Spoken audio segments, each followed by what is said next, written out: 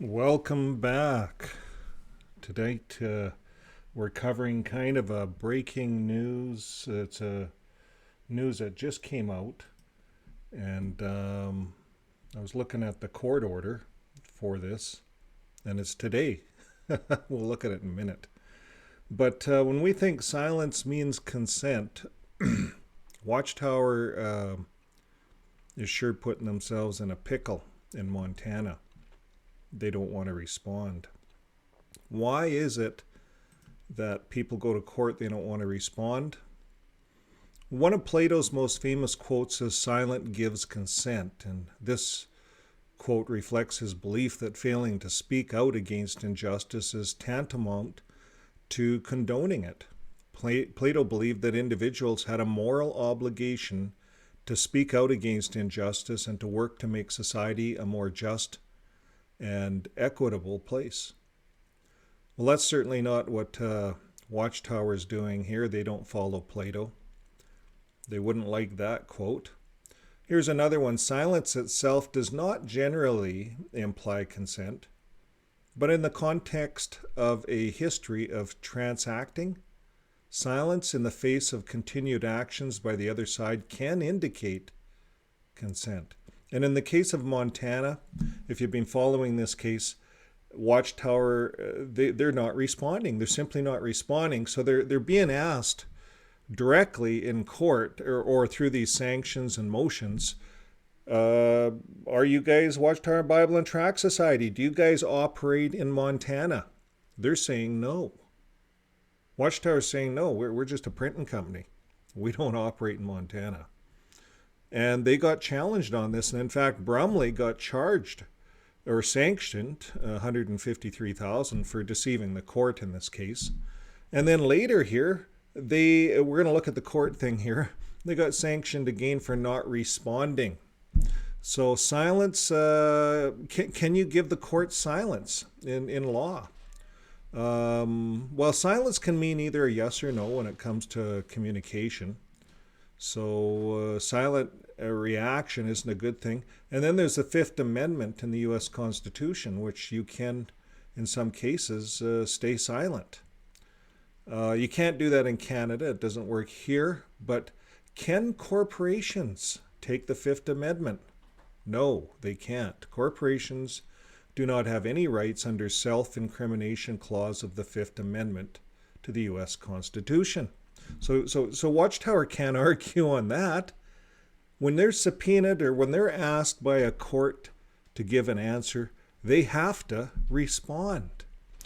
Ordinarily, when we think of the Fifth Amendment, that clause protects persons from being forced to give testimony that could implicate them in a crime. So that's what that's for. So that's about it. But Watchtower, they're in a pickle here. So what would be the reasons that they're being silent? Well, I was reading one article here, and it talks about some of the reasons that people stay silent. Okay, here it is. Silence is powerful.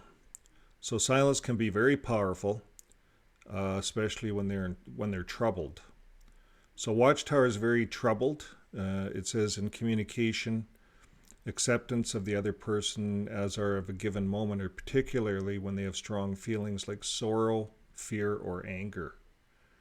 So Watchtower's gone silent. What are they? Are they sorrow? Is it fear? Is it anger? What's going on at Watchtower? Well, Mark O'Donnell sums it up nicely. Let's take a look here at the display. And but first of all, let's look at the court order. Here's the court order, the United States District Court of Montana. And we're going to go right to the bottom because there's a whole bunch of court stuff here. Mark O'Donnell sums it up nicely.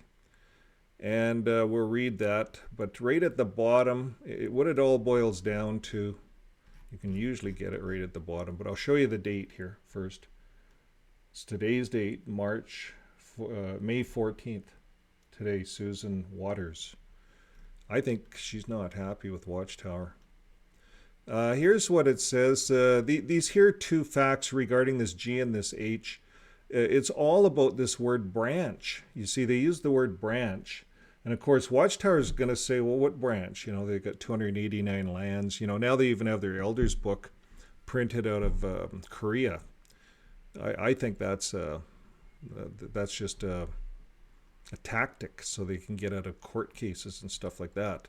But anyways, here in this case, the plaintiffs that are pressing the Watchtower are saying we need to clarify this word branch, because sure enough, Watchtower will skew this, and so they did. The court will allow the plaintiffs to amend the language of the facts, G and H, in the original sanction order.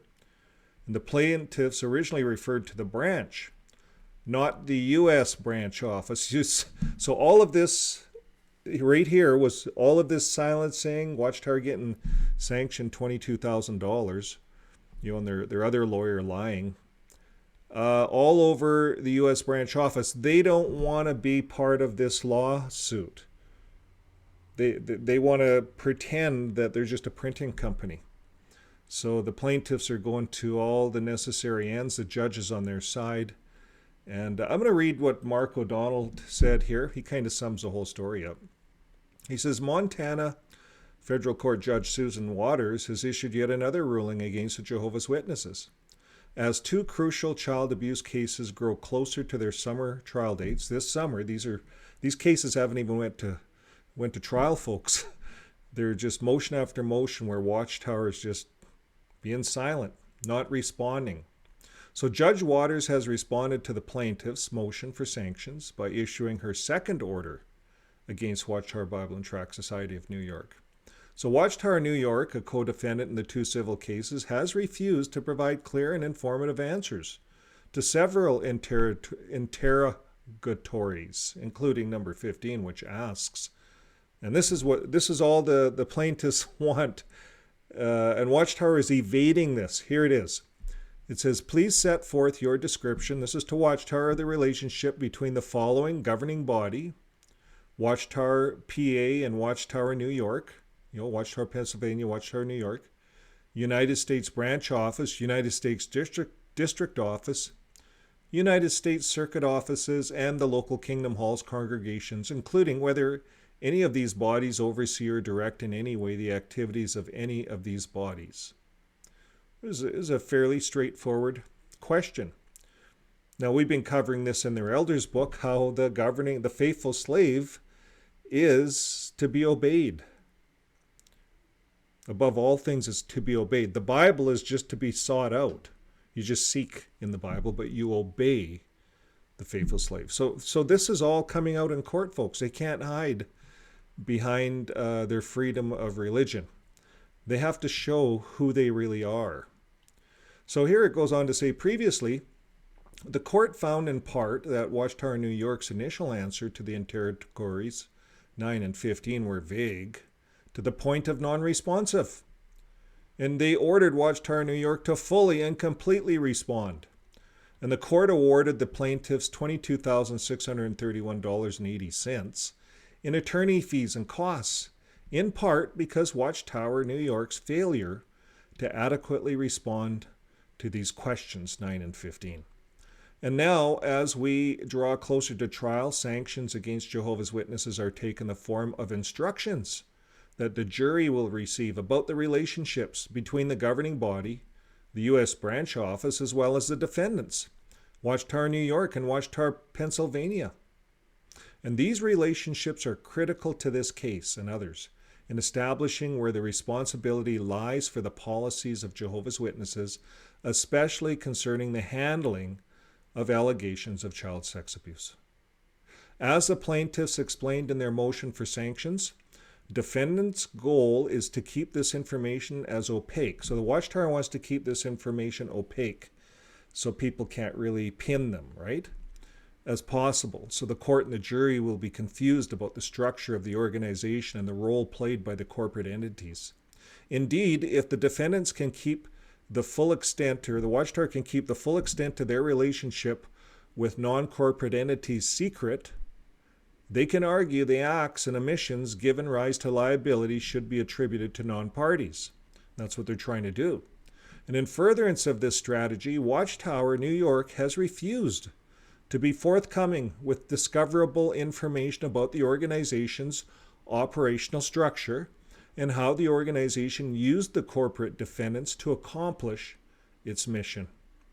Additional details may be found by downloading and reading the court ruling as well. So these will all be pinned. This is what this court document looks like. It's a PDF. You'll find the PDF on this pinning. I'm going to pin this